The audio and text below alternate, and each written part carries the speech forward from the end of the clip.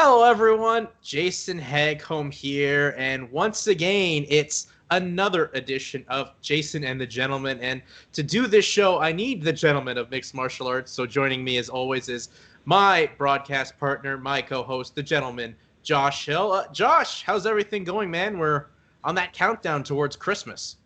Yeah, man.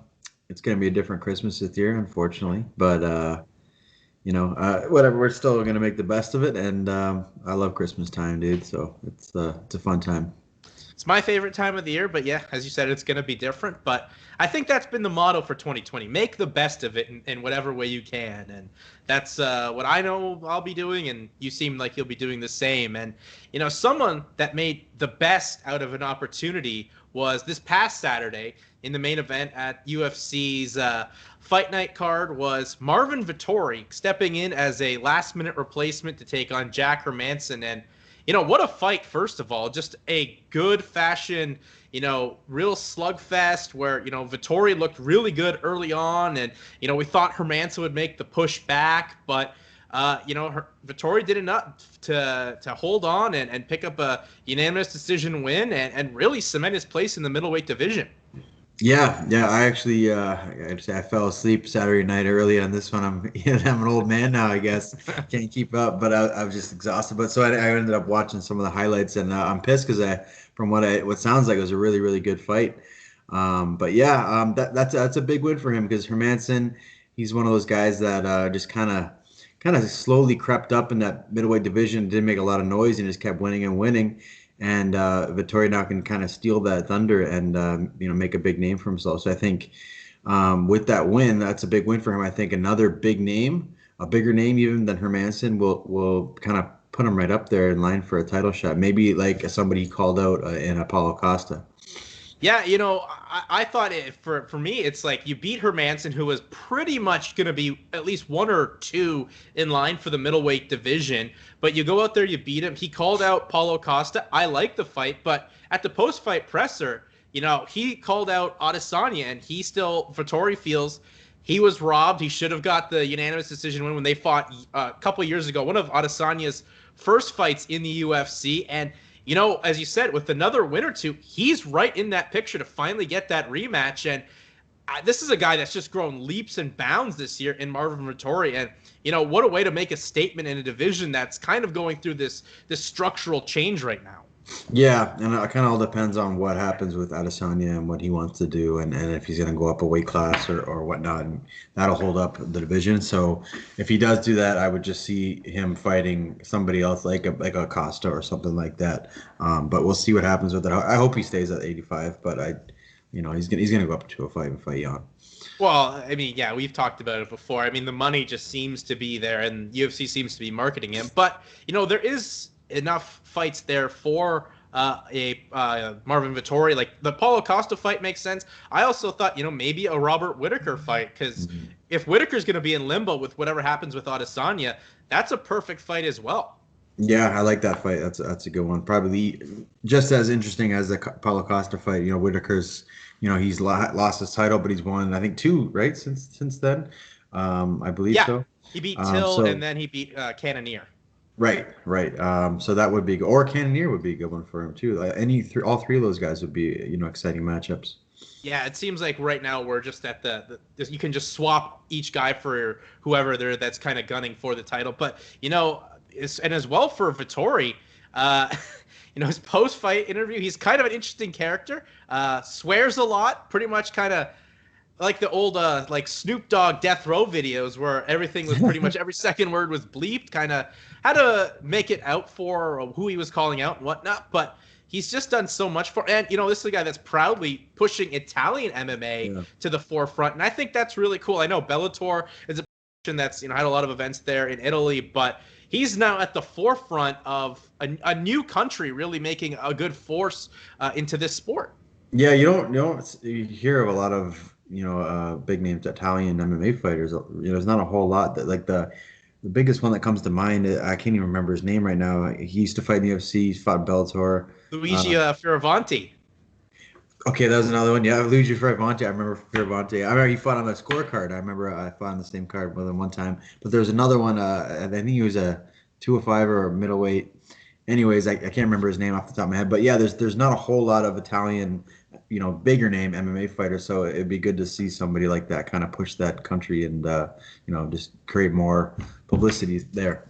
Yeah, I know it's a country that's really starting to grow with their own promotions developing and like promotions like Bellator running shows there. Once this pandemic's over, UFC's gonna have a show in Italy by like 2022 because it seems like there's a strong wave right now for the sport growing there. Yeah, yeah. I mean, yeah, Bellator goes there. I'd love to get on one of those cards, man. That would be awesome. But yeah, I could see UFC jumping in there for sure, and I don't see why they wouldn't. Yeah, for sure. And I mean, that was a pretty, exciting fight, good back and forth fight. This was a really solid card, for a card that lost 3 fights literally like 2 hours before the event. Yeah. One due to one of the fighters and Cody Durden not testing positive for COVID, but he had pink eye, and then we had 2 COVID situations. I don't know how you test positive or you get pink eye like literally 3 days before the fight. I mean, I don't get it either, and I mean, I don't see the huge deal of letting them fight with it. I mean, if I was to fight a guy and he had pink eye, I would sign the paper saying, I don't, if I get it, whatever, it's just pink eye. You know what I mean? Like, I don't think it's enough to stop a fight, in my opinion. But man, commissions are weird. Yeah, well, I mean, that fight, the Durden Flick fight, got rescheduled 2 weeks later, so it'll be at the year-end fight night card, which I mean, It's a better spot maybe for what it would be. But the other fight I want to talk to you about, Josh, is the Jordan Leavitt Matt. It only went 22 seconds, but Jordan Leavitt, what a way to make your debut in the UFC! A slam knockout, and one of the most devastating slam knockouts I've seen. I mean, there's a lot of talk right now, like, should the slam in MMA be banned? Because I don't feel it should. I feel if anything, anyone's at fault, it's Matt Wiman for jumping the guard. Yeah, I said it right away. I'm like, don't pull guard. Do not pull guard. And do not pull guard and, like sit there and, let this guy posture up. He's going to walk you over to his corner, first of all. So you're going to let that happen. And second of all, he's going to posture up and slam all his weight down on you. And if like something like that, he framed up, you could tell he put that elbow right across his jawline. And then, when you hit the canvas, man, there's nothing, it's just flat. There's no give. There's nothing behind it. Right. So it's hard, man. Those things, when you hit them hard, like I've taken some guys down before and slammed them and actually like almost knocked myself out, man. I felt it. So, they should not be banned. No, that's perfectly legal. And if you can punch somebody in the face or kick them in the head, then you can slam them onto the mat. But yeah, that's just, it was a poor decision on Wyman's part. And I mean, it sucks. It was a scary knockout for him, but props to, for the win. Yeah. I mean, if you look at the way the rule is for the sport, he didn't spike him. He didn't purposely drive his head, and he just pushed all his weight down, and the back of his head hit the canvas, and that's what, with the forearm, as you mentioned. But yeah, I don't think you should ban this. But if you're Matt Wiman, though, you're a guy that had a 5-year layoff. You're now 0-3 in your last 3 fights in the UFC since that layoff. I mean, you got to be thinking about calling it a career, especially after a knockout like that. Yeah, I mean, I don't ever like telling guys they should go retire and whatnot and call it a career. But I mean, yeah, those points you mentioned, a 5-year layoff, 0-3 in his last 3, the bad knockout. He's got to be getting up there in age. I can't remember how old he is, but he's been around the game for quite a long time. He's almost 40, so he's like at the end of his 30s. Yeah, so I mean, he's getting up there. So I mean, I get why you still want to fight, man. I understand. But that's we'll kind of see if he gets cut or if they keep him. I don't see them keeping him after 3 straight knockouts, and especially after all the fight talk of all the people getting cut. So, hopefully he kind of goes out on his own terms, but we'll see. Yeah, I mean, all in all, I thought this was, as I said, that was one of the big talking points. There's a couple interesting guys, prospects coming out of there. Jamal Hill looks excellent. Like, he dominated Ovince St. Preux and was able to get that 2nd-round standing TKO finish, and just another lion in that 205-pound division for the UFC. Yeah, and they need more in that division for sure. So that's a huge win for him, especially against a guy like OSP that he's been around the game a long time and he's always been that top five guy in that division for quite a while now. He's fought for the title, and he's a dangerous guy. You've seen he always pulls off those Von Flue chokes on the ground and even on the feet, man. He's had a couple nice knockouts. So that's a huge win for Hill. You know, I gotta root for Hill. He's got the same last name as me, so. But yeah, that's big for him, and I think another big name after this can just kind of catapult him. Especially now when he's now 8-0 as a professional, so a guy that's coming off the Contender Series as well and doing some big things. I think for me the biggest talking point for the year is these fighters from Georgia. Like, a lot of people don't know about how good they are, but when they get in the UFC, like Ilia Torpillo looked absolutely sensational in the second fight against Damon Jackson, like put him away and just had some of the most intelligent boxing I've seen in MMA, where he was working the body to set up the head dropping and he was able to knock Jackson out cold. But you don't see a lot of fighters, working the body like how, a lot of boxers are taught, where, they just look for the heads and the headshot knockouts. But if you go to the body, good things will follow. Yeah, it is nice to see that for sure. It definitely, the MMA striking with boxing striking is like totally different, right? So ranges are different. When I sit in the pocket in boxing, I can sit there and it's tee off on the body, but MMA, I got to worry about elbows, I got to worry about takedowns, I got to worry about knees up the middle, things like that. So it does change the game a whole lot, but seeing guys do pull off like boxing style striking in MMA is really nice to see, and I do like that mix up to the body, which like you said, the more I think people are starting to go after it more, and they're starting to realize go after the body, go after the legs, and the head will open up, and that's kind of becoming more of the common thing. Yeah, for sure. So that was the card, the Fight Night card, where I thought it was a really well put together card, especially with the circumstances. But the biggest story coming out of this card now, Josh, is Dana White at the post-fight presser said, because Yoel Romero was cut early, either late Friday or early Saturday, and a lot of people are surprised by that, and we'll talk about that in a sec. But Dana, we got to cut between 60 and 80 fighters, and there seems to be a lot of uproar about that. But when you look at that roster the UFC has, there's like 700 fighters in there, and you eventually had to cut some of the fighters from there because that's just a bloated roster, and you can't keep everyone active.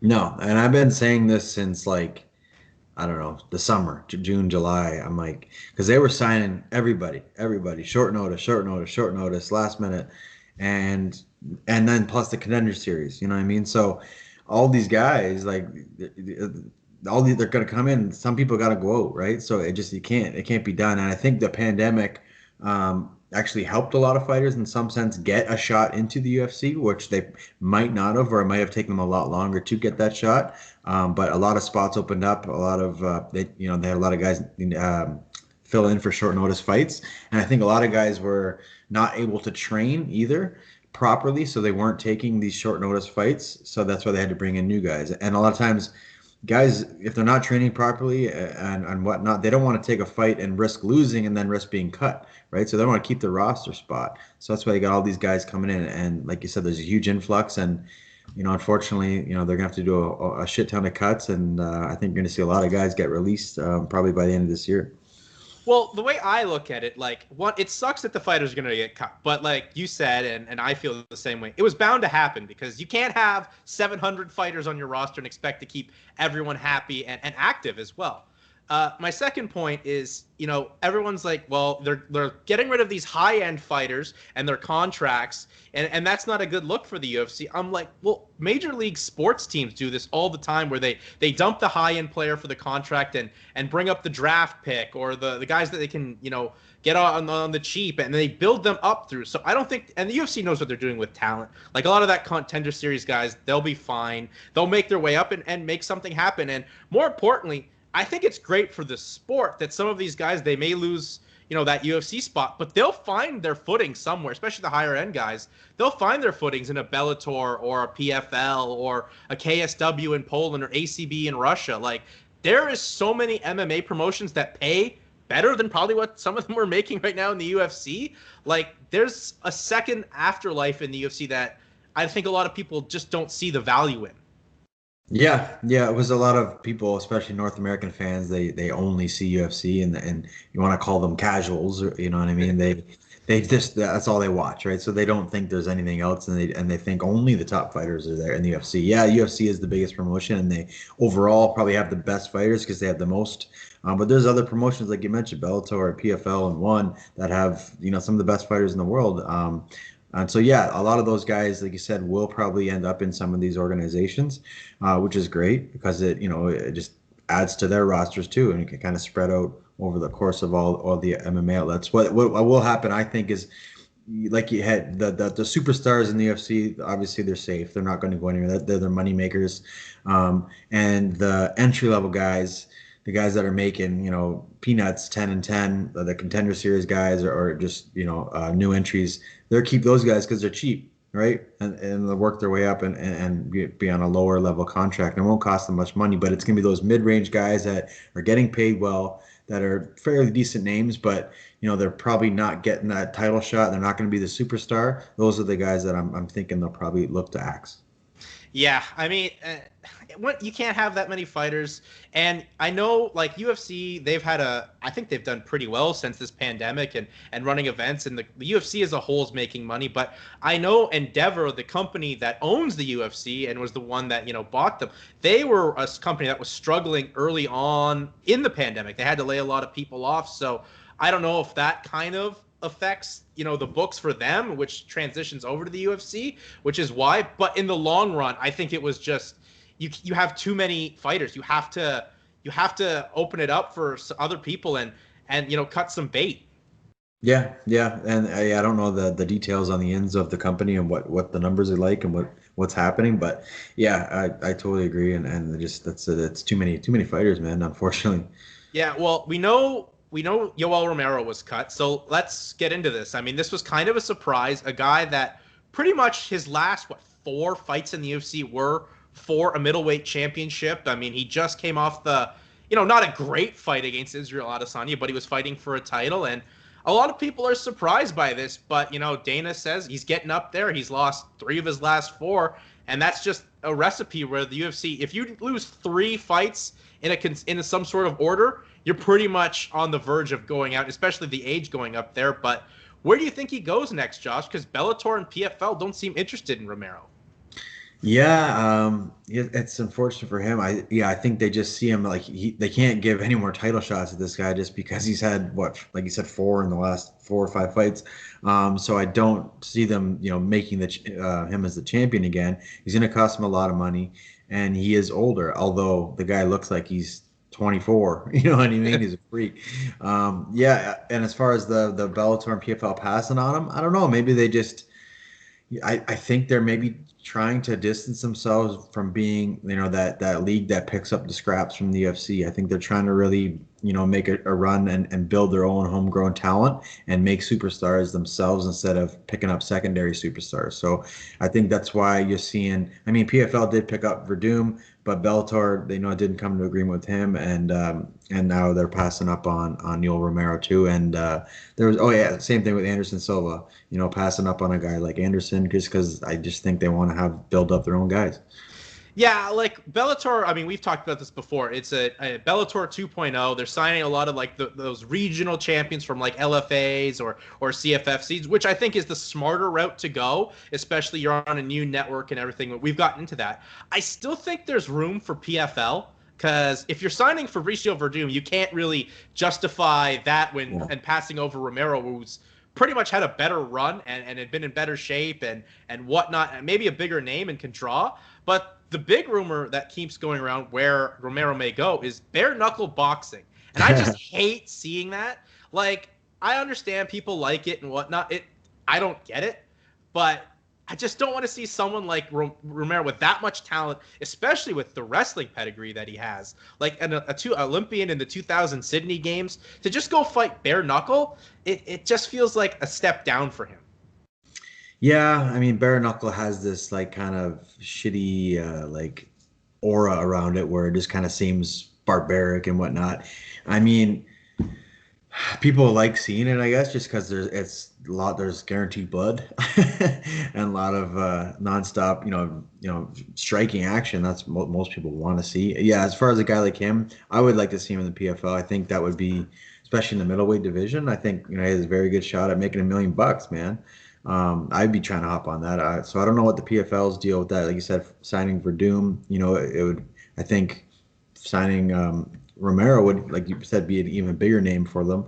But yeah, the bare knuckle, man, it's like, I don't know. I'd have to, like, you have to pay me a lot of money because, I'm definitely coming out there with some scars and broken hands for sure. Yeah, I honestly still don't understand the appeal of it.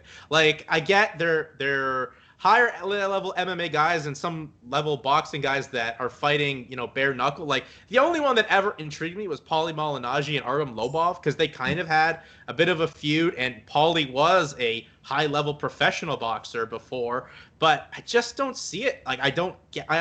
I mean, congrats to them. They're able to pay certain fighters, and it's another avenue, but it's not for me. And obviously, it seems like it's not for you. Like, I can't imagine you'd ever be into it, Josh.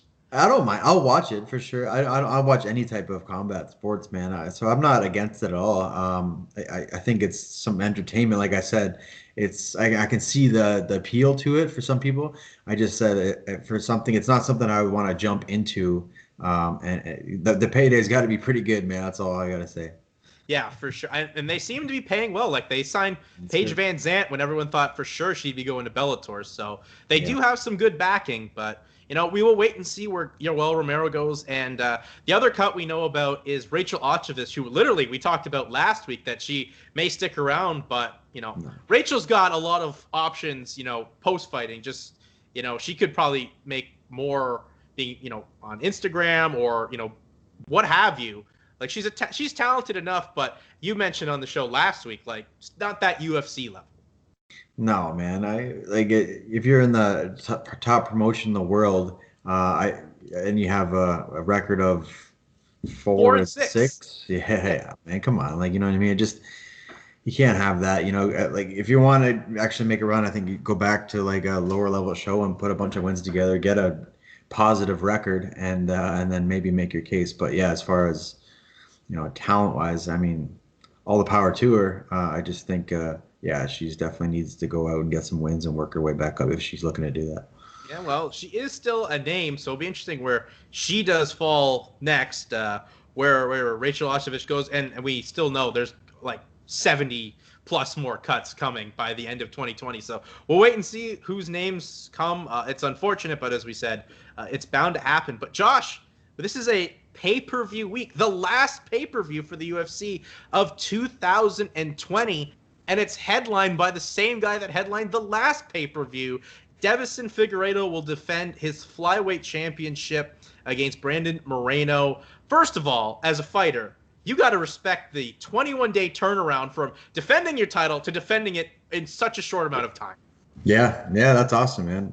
Props to him. A lot of guys kind of just after they fight, they kind of just pissed off for a while and kind of enjoy the moment. But that's pretty cool to just jump right back in there. I mean, if I had the opportunity, if I was, came out of a fight unscathed, no injuries, and had the opportunity to jump back in 21 days later and get another big payday, I'm all for it. So that's pretty cool on him. And the matchup is pretty interesting, fighting Moreno.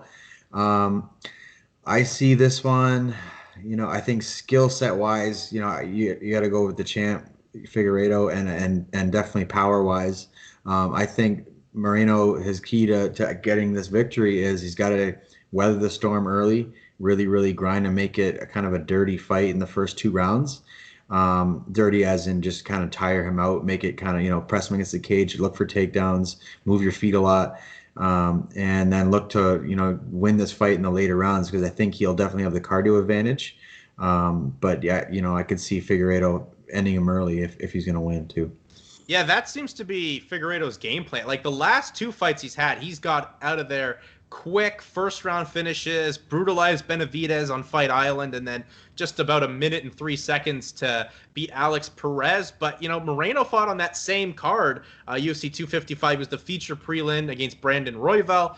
He was able to get a TKO win. So, both guys are same amount of time from when they last fought to fighting again. So I think that's what makes it interesting. And for Moreno, he felt he should have been the guy at UFC 255. And it's so rare we get the quick turnaround for the challenger as well, that now he gets to put up or shut up at what he can do on the octagon on Saturday. Yeah, that's pretty unique that, they're both on the same card. Now they're fighting to each other 21 days later. So that's cool. I think the big thing with Figueiredo, he's so confident, man. Like, his confidence is through the roof, and he just walks guys down, kind of Khabib style, like as a 25er, and just puts that pressure on you. Good with his punches, good with his range. Obviously has power at 125, and he's got slick jits too. We've seen it in the very, very nice transition to get that guillotine choke, and a choke that I didn't think it was in, to be honest. But he made those little adjustments and got the finish. So, like I said, I think Figueiredo in the first or second round, and if it goes past that, I probably lean more towards Moreno. Yeah, for Figueiredo, let's stay on him, Josh. If he wins this fight, does he instantly become the fighter of the year in 2020? Because every fight he's been involved in this year has been for that flyweight championship. He technically should have won it in February, but he missed weight, redeemed himself, won the title, had a title defense, and he's looking to defend it within the 21-day span. That'd be 4-0 in 2020 in all title fights. Yeah, I think you have to give him pretty much fighter of the year. There's a guy on this card as well, and Kevin Holland is looking to go 5-0, but he's still working his way up, I feel. Yeah, I mean, that's pretty impressive. Both guys, if Figueiredo wins, 4 fights, man, that's huge. 3 title defenses, I guess it would be. No, 2 title defenses. Maybe 2. Yeah. But yeah, should have been. I mean, if he had made weight, So that's another thing too to add, because the quick turnaround, you don't have that time to kind of balloon up and get big again, because he does cut a shit ton of weight. So that'll actually be advantage to him, not having it cut so much, because his weight will kind of stay a little bit lower, just due to the quick turnaround. Yeah, as well. He was supposed to head back to Brazil, but because they made the fight like right after it, he stayed in Vegas for the 3 weeks. So he hasn't had the jet lag or anything that he may have affected him from, making the trek from South America to North America. So I don't know. I'm excited for it. And once again, I'm just excited that this division is getting a lot of eyes on it within a 3-week span, because, we've talked about it nearly was gone, but Figueiredo's like a different form of killer. Like, yes, Mighty Mouse Johnson's amazing and one of the best fighters of all time and really helped grow that division. But, he dominated in such a way that almost eradicated it, whereas Figueiredo's like that mini Tyson type of guy, like how he gets you out of there quickly. Like, this division really needed someone like Figueiredo. Yeah, I could see them making I think Demetrius Johnson was kind of like a George St. Pierre at his time, and now Figueiredo's coming in and kind of that new blood that's just different, right? And also exciting, and shows that guys have power at 125, because a lot of guys, people would say like the smallest guys are, they always go to a decision or there's no power down there, but you can tell that there's people still do. So I just think that just kind of brought more attention, and it was just a different person. I think that was the biggest thing. People they kind of take it for granted. They get tired of guys that are just so dominant, because they just expect them to win every time, and they actually kind of get pissed off with it. Where for me, it's like I find it like fascinating that guys can figure out ways to continue to win in such a crazy sport where it's so easy to lose. Like, you know what I mean? So a guy like a GSP, a DJ, a John Jones, a Khabib, it's so impressive. Yeah, I think I've appreciated that as I got older. Like, I remember with other sports, like, a dominant auto racing driver. Like, you get bored after it, but as you get older, you appreciate the greatness and how hard it is to be that consistent at such a high level for such a consistent period of time. So, I mean, it was unfortunate what ended up working out for Johnson, but I think Figueiredo is a different form of that killer and a guy that the division needed at the right time. But this co-main event, though, Josh, I mean, let's talk about it. All-out exciting fight. Tony Ferguson versus Charles Oliveira do Bronx. I mean, I've heard people say this is a make-or-break fight for Tony Ferguson. because if he loses this fight, he falls out of the top echelon at lightweight. I don't know if I feel that way, but I do feel like this is a must-win fight for Ferguson because his aura did take a bit of a beating thanks to Gaethje. Yeah, whoever's saying he falls out of the top tier, I think is just don't know what the hell they're talking about, to be honest. The guy was he on a 13 fight win streak? 12, you know? Up there, yeah, double digits. And he lost to Gaethje. You know what Yeah. I mean? Yeah, he took a beating, but and he took the beating and tried to continue as best he could until the ref, finally just kind of called it. So no, I do not think that takes him. If he was to lose here to a guy like Alex Oliveira, that doesn't. It's not a make or break fight. I don't think so. I think that's kind of ridiculous. But I think this fight is very exciting because I look at these guys like mirror images of each other almost. They kind of have that same kind of body style. They're kind of like herky jerky. Their ground game is fascinating. Oliveira has the most subs in the UFC, I believe, and Ferguson, he's always got some crafty stuff on the ground, and both are striking, man. Like they're kind of Oliveira in his last fight showed like just so much poise and confidence in his striking, and even just sitting there like just in the pocket, just slightly moving, landing shots. I forget who it was that he fought. He won. Kevin Lee. That's what it was. Yeah, that was awesome, man. And Kevin Lee's a stud, and he just made it look easy on him. And then Tony Ferguson, with the exception of Gaethje, he's looked like amazing, man. He's one of those guys. That's why they were so hyped about him and Khabib, because he's so dangerous everywhere. So these two together, I think, just makes for a very interesting clash. And I predict that I don't know who's going to win, but they're 100% someone's getting cut.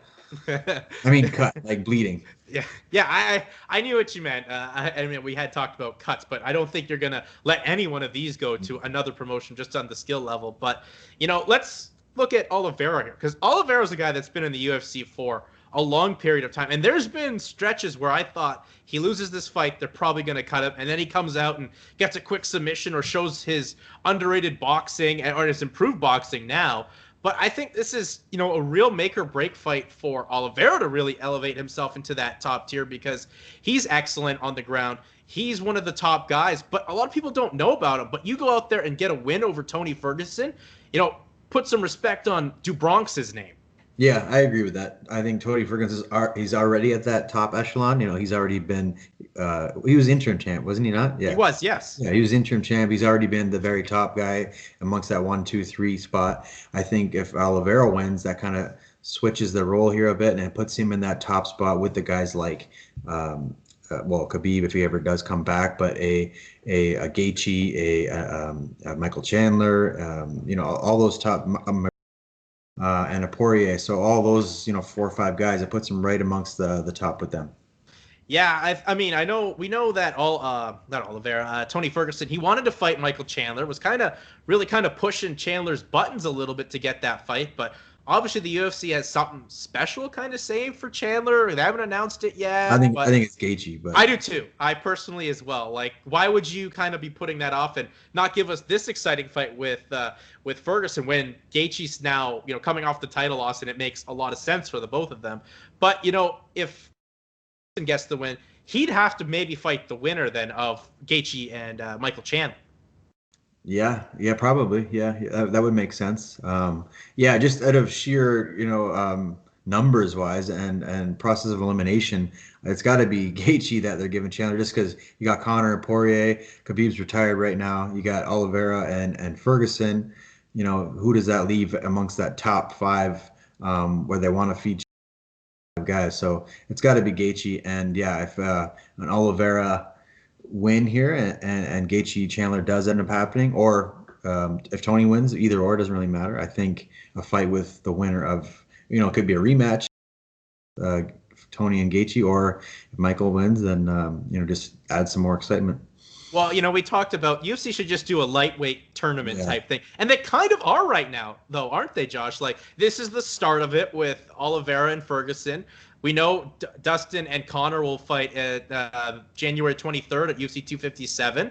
We don't know when the date potentially of this Chandler and Justin Gaethje fight is. So it seems like they are, in a way, kind of doing this tournament to who's going to be the next UFC lightweight champion or whatnot. We still don't even know the status of that belt yet, but I still think it's going to be at UFC 257. And you also got, Rafael dos Anjos back down there now Yeah. too, and Hooker, and Felder. Even though he's coming off the loss, he's still up there. So I think that division it's always been stacked. Probably overall, probably one of the most stacked divisions there are, and there's so many interesting fights there.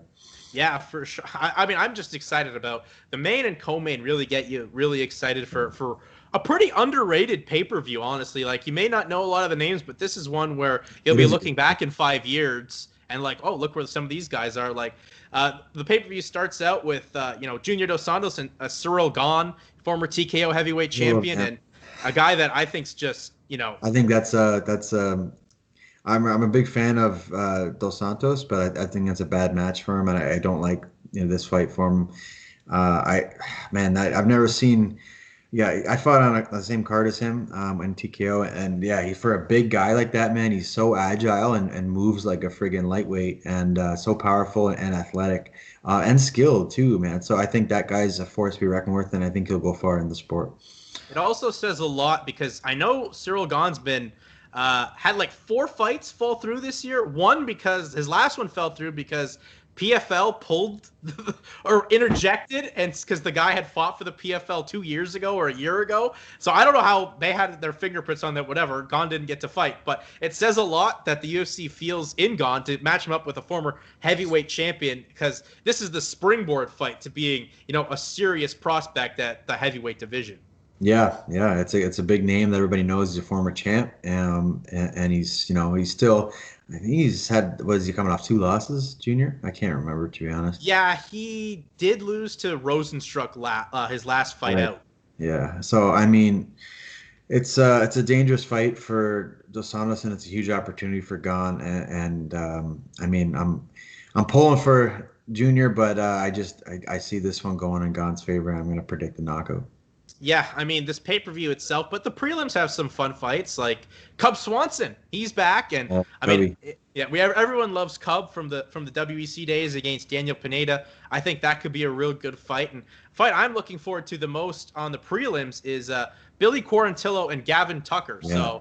So Billy's kind of like an appreciated American that's not a Canadian by a lot of the Canadian fans, because he fought, he grew up close to the border. He fought a lot on those King of the Cage shows in the Niagara area. He just beat a Canadian in Kyle. Kyle Nelson, and now he's fighting another one. So I'm excited for that fight, and for two guys that are really growing at 145 pounds. Yeah, I'm excited to watch this one too. Gavin. I'm a fan of Gavin. He's a hell of a fighter, dude. And Billy Quarantillo. I didn't know a whole lot about him. I looked up who he's fought before, and he's fought a lot of Canadians, like he said, and he's beat a lot of good guys that I know and train with. And then he beat Kyle. And he kind of just, that first round, Kyle comes out heavy always and throws 100% smoke, and Billy just kind of rolled with it and took it, and just waited for him to kind of slow down a little bit. Then he started picking his shots, and then landed a nice right hand and finished Kyle off. So with Gavin, I think Gavin will look to mix it up a little bit more. I think he'll be very, very mobile on his feet, and mix up his takedowns, but we'll see, man. That's a good fight. That's a really interesting one. I'm looking forward to seeing that one. Yeah, I think this one has like sleeper fight of the night written over it, because Billy's coming off 2 wins at the Apex. He beat Spike Carlisle by decision, and then that, as you mentioned, that devastating 3rd-round knockout over Kyle Nelson. Gavin's coming off a pretty fun back-and-forth fight with Justin James back in the summer. So both guys will bring it. I'm expecting a finish in this one. I don't know what round, because I think we'll at least see a second, maybe early 3rd round. But this is one fight I'm really excited for. And actually, speaking of Gavin's last opponent, Justin James, I just saw a story that he was receiving like death threats for after he lost this past Saturday. And that's insane, because I understand there's a gambling aspect to this sport, but those people need to stop watching this sport and putting like their life savings on a guy for 5 minutes or whatever it may be. Take a break, simmer down. You don't need to be threatening people that are risking their lives inside the cage. That's just people, man. People are just pieces of shit. You know what I mean? Straight up, they're just they with social media now.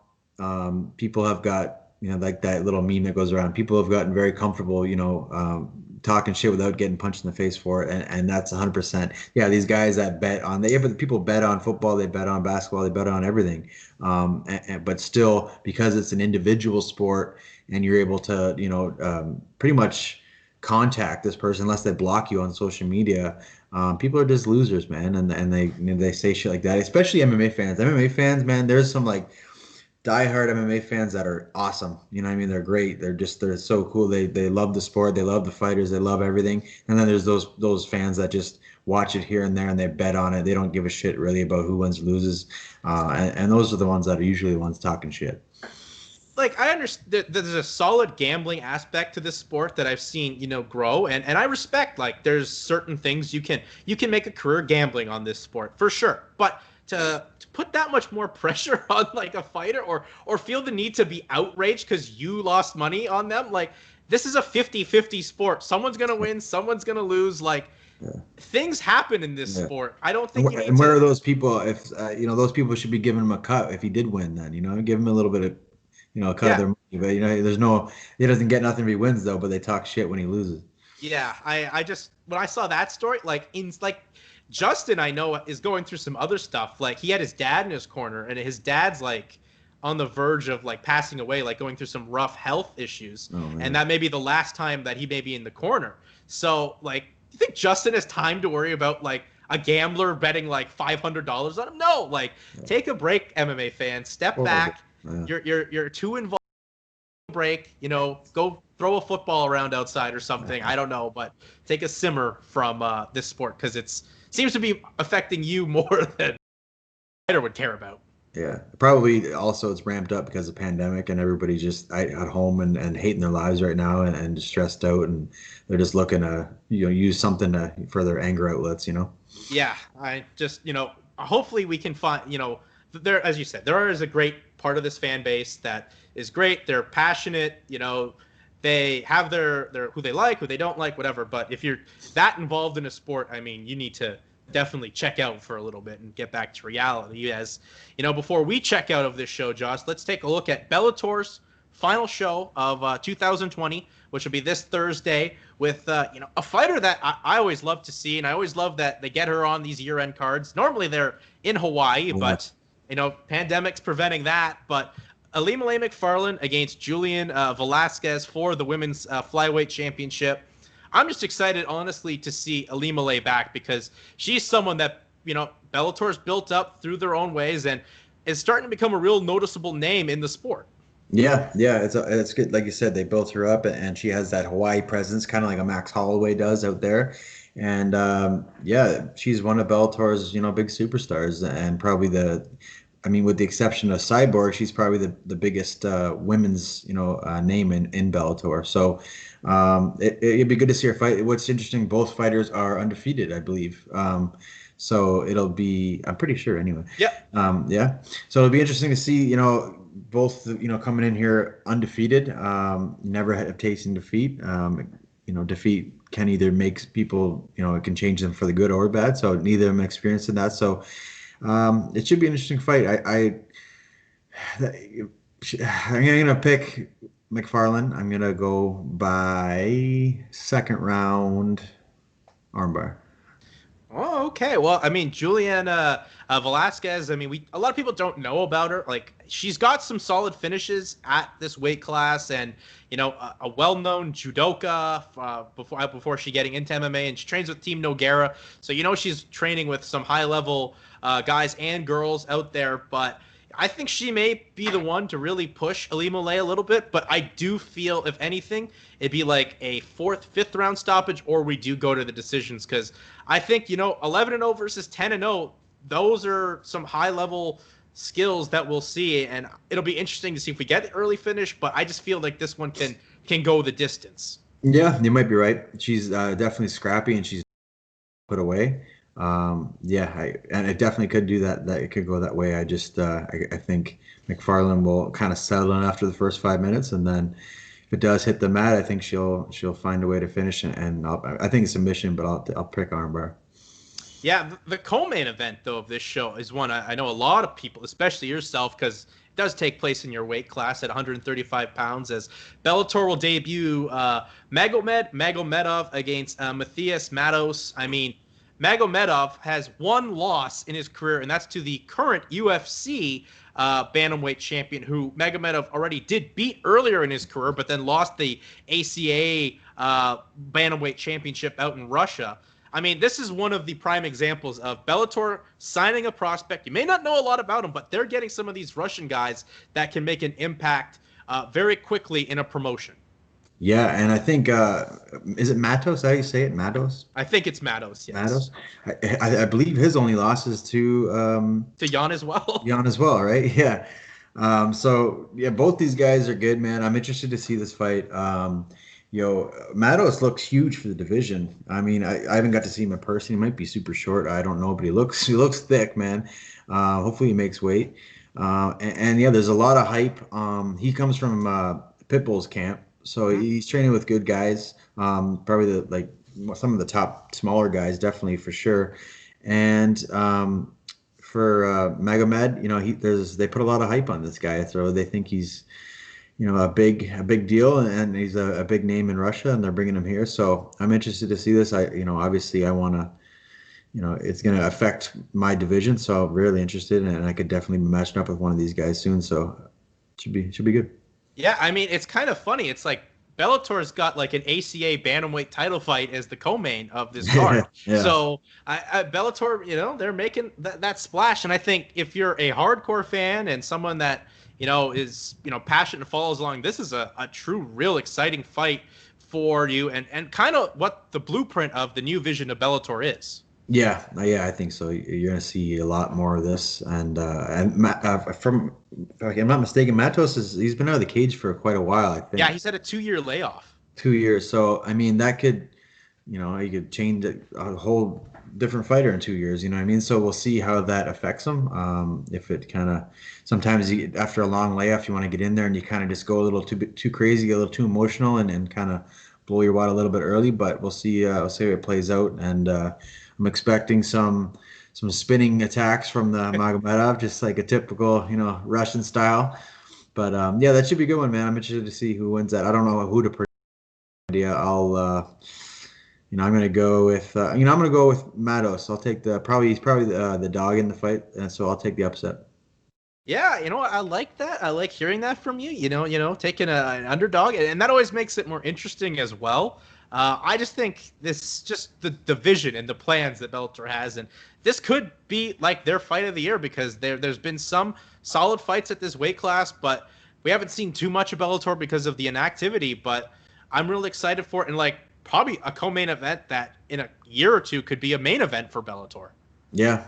We'll see what happens with it, but it's a deep division, and I like the way Bellator is going, like with these signings, man. They keep stacking it, so it's just making it more and more exciting.